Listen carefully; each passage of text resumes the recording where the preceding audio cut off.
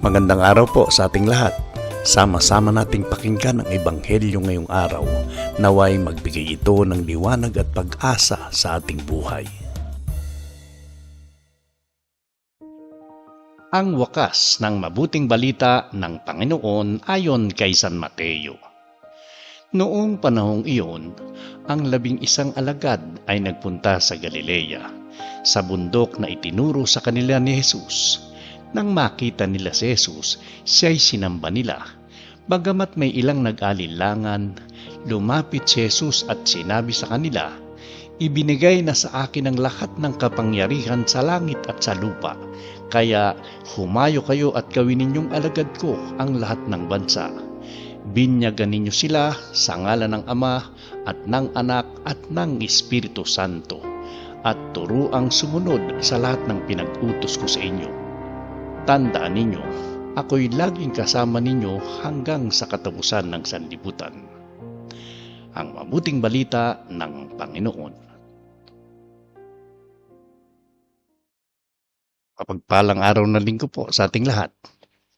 Sa ating ebanghelyo, makikita natin ang huling pakikipagtagpo ni Jesus sa kanyang mga alagad bago siya umakyat sa langit.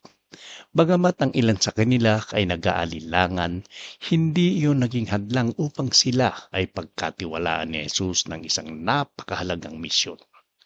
Ito ay paalala sa atin na hindi kailangan maging perpekto upang magamit ng Diyos. Kahit may pagdududa, kahinaan at takot, tinatawag pa rin tayo ni Jesus upang maglingkod at magbahagi ng mabuting balita. Ang utos na humayo kayo at gawin ninyong alagad ang lahat ng bansa ay hindi lamang para sa mga apostol noon. Ito ay para rin sa atin ngayon, sa ating simpleng paraan, sa ating pamilya, kaibigan o sa social media. Maaari tayong maging instrumento ng Diyos upang magdala ng liwanag at pag-asa. At ang pinakamagandang pangako, ako ay sumasa inyo hanggang sa katapusan ng mundo. Hindi tayo nag-iisa sa ating misyon. Kasama natin si Jesus sa bawat hakbang. Panalangin tayo. Panginoong Jesus, maraming salamat sa iyong walang hanggang pasensya sa aming buhay. Sa kabila ng aking mga pag-aalinlangan at kahinaan, pinipili mo pa rin akong tawagin at gamitin para sa iyong layunin.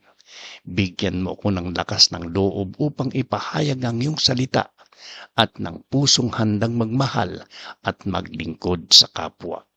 Tulungan mo akong maging tapat na saksi ng iyong kabutihan sa araw-araw. Naway maramdaman ko ang iyong presensya sa bawat hakbang at pagtitiwala na ikaw ay kasama ko magpakailanman. Amen. Ang dakilang utos ay hindi lamang tungkulin. Ito ay paanyaya sa isang buhay na may layunin at misyon. Sa bawat araw na ating ginugugol, naway maging buhay na patutuo tayo sa pag-ibig ni Kristo. Tandaan natin, tayo ay isinugo at hindi kailanman nag-iisa.